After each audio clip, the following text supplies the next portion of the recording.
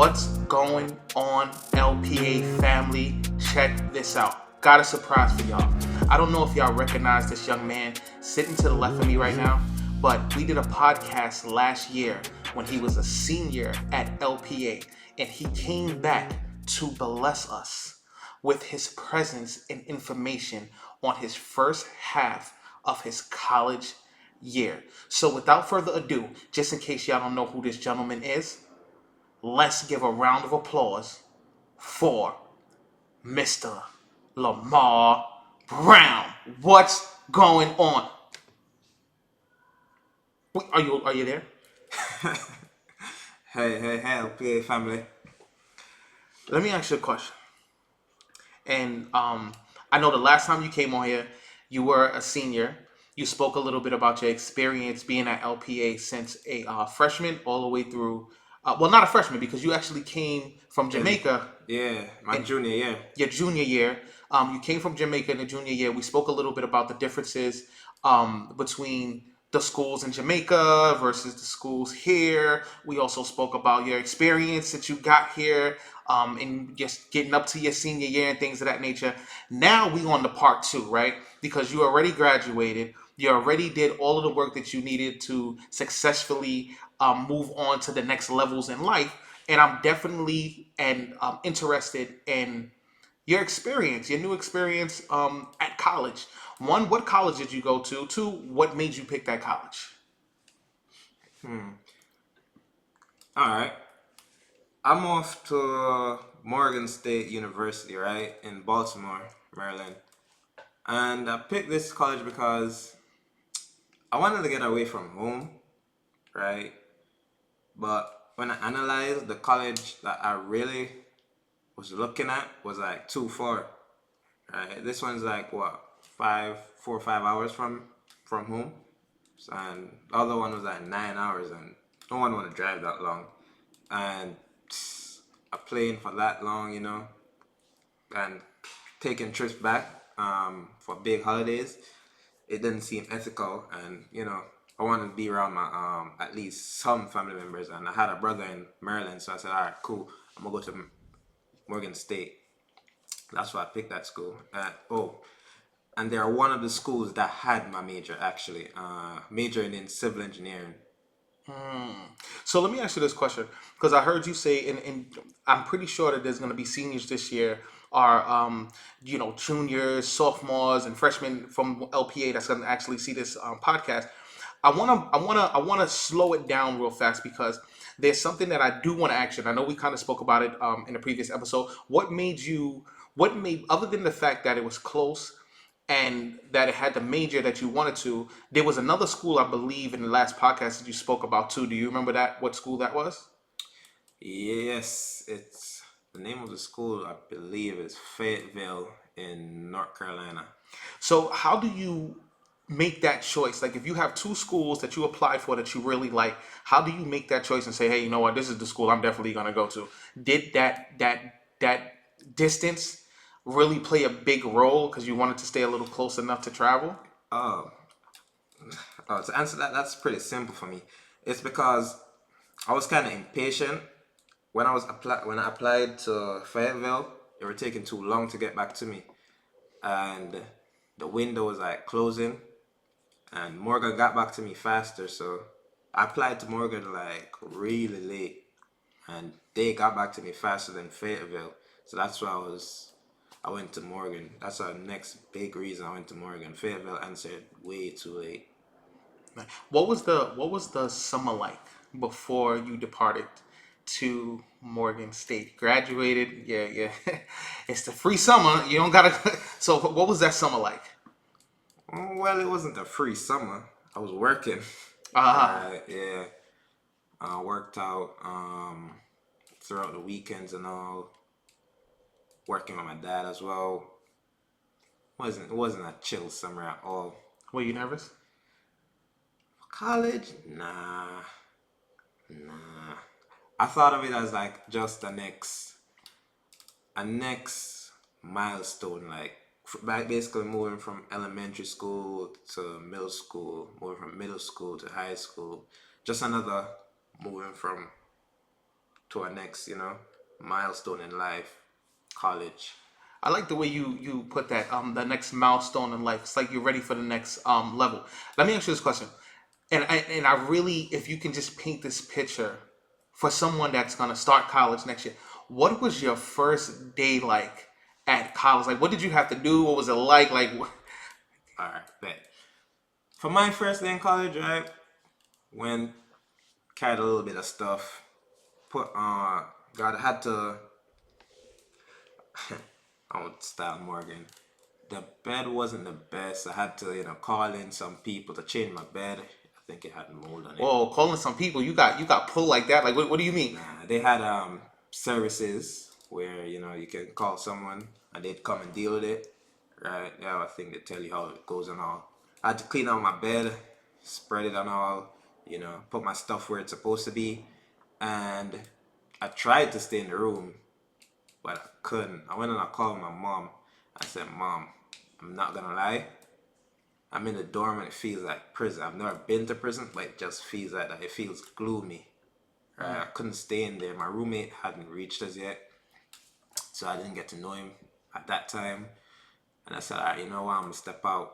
I stepped out. I went to the field. It was like around 5 o'clock, and I saw someone kicking ball. So I went there and we, made a bond.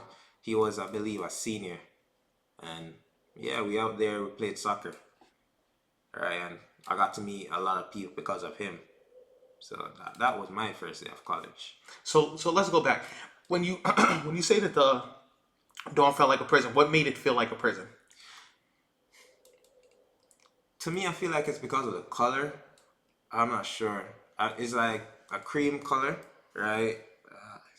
It just, and how the walls stayed. If you look at prison videos, that's how it looked to me personally.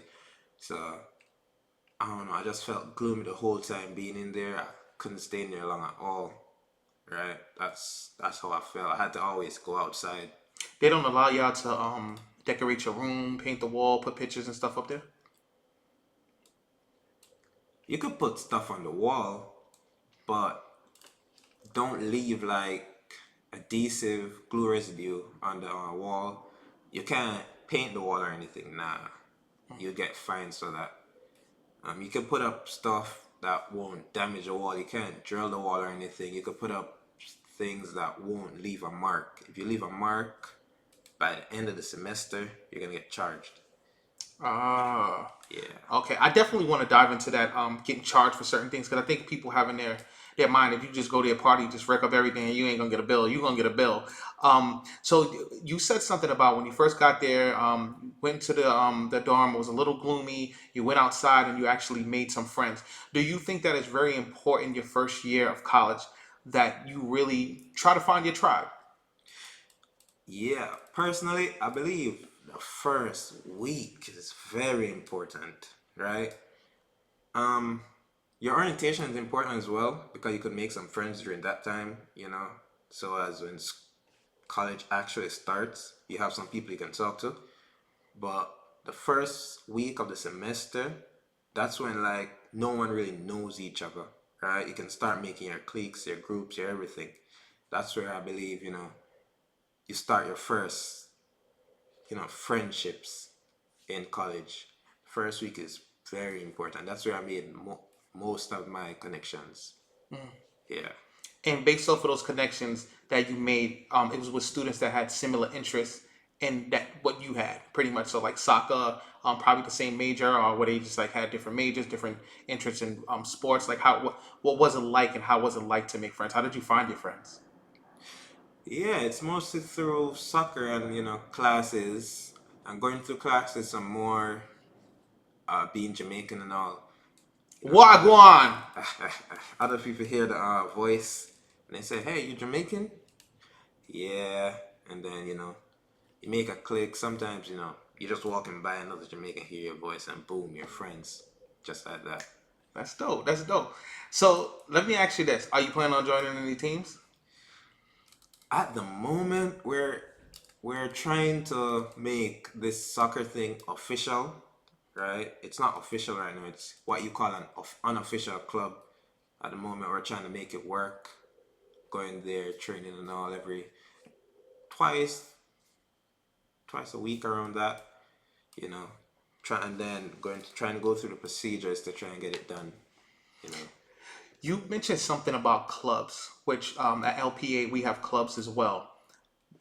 If you can compare and contrast the both, are they very similar as far as the topics of clubs, or are they more structured towards student interest on what it is that the students want to have as a club and lead the clubs as well as having a professor, in your case, facilitate the club? It's more student leadership, really, you know, and they try to some are like for fun, but you still gotta have some use to the community, right? So all clubs do volunteer work, right? And some clubs you can just go in the club, right? But some clubs they require what you call it, like a prerequisite, right? So for instance, there's this club I'm trying to join. It's called Morgan Mile, right?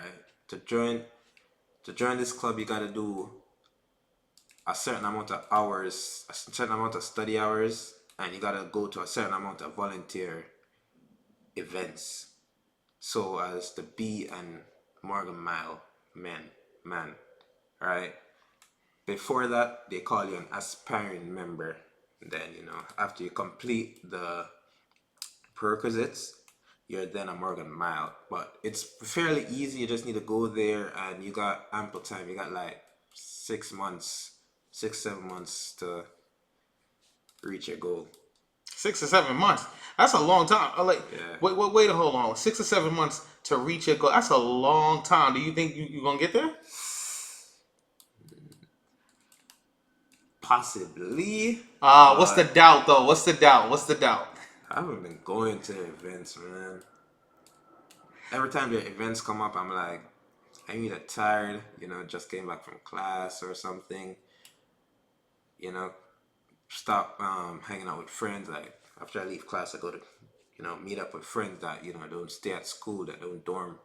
And after that, I'm going to my dorm, I want to chill. But around that time, the Morgan man would have like a meeting saying, study hours from this time to that time. And I was like, I don't want to get out of the room. So, am I getting introvert vibes here? Yeah, it's introvert vibes. I really don't want to get out of the room. Well, I know that before, we turned on the cameras and got to the mic, we were having a little conversation behind the scene, and we were talking, because you're on break right now. That, just to make it very clear, he's here because he's on break. Okay, he's still in college, but he's just here because he's on break. But one of the things you was telling me is that most of this break you just been just playing it low, just at home, resting and relaxing. But when you at school, when it comes down to the work, you're on beast mode. Now I know we covered the social part on how to make friends and everything, but I want to talk about the education and the work, because that right there, I know a lot of people don't want to go to college because either they think they're going to go through the same experience that they had in high school or whatever the case may be, or they think that college is hard. I actually found college to be very easy and high school to be hard. So what I found and I enjoyed about college is that I was able to get ahead of the work. So you get a syllabus. They still do that, right? Yeah. So you get the syllabus, you see what on the syllabus and what work you can get ahead of, if you can, or whatever the case may be. And then you just kind of like had more control of your life. I want to ask you this question because I think this is very important for everyone. The first time that you received a syllabus, what were your thoughts? And matter of fact, back that up. What is a syllabus? The syllabus is what tells you, what you're going to go through for the whole semester for that course, right? So some teachers would put in the work you're going to get, the assignments you're going to get, and when your midterm and everything is coming. Some teachers, they just outline like their rules and all, and they don't put the work in the